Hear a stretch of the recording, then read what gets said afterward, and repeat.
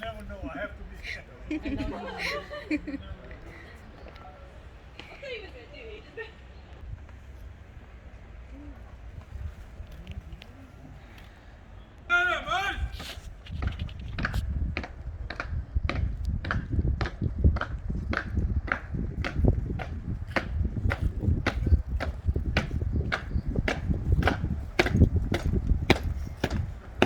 Yerinde sağ dikkat ağır.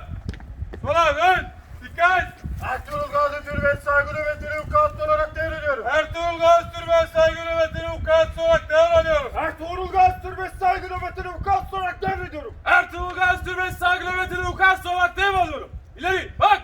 Sağa, sola, dön. Sol ileri, koş. Yerinize, koş.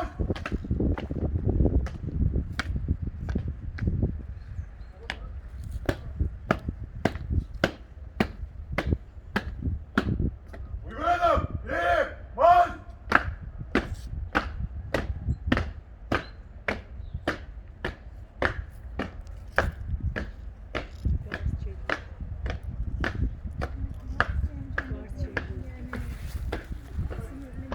So, this was it. It takes only 1 minute, but alhamdulillah you could be able to watch it. How was it? Did you like it? Every hour they come and go. So they will be here for 1 hour inshallah.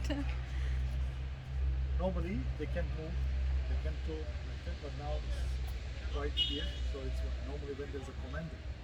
There was one guy with like uniform.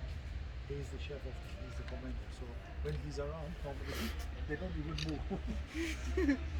It's very tough.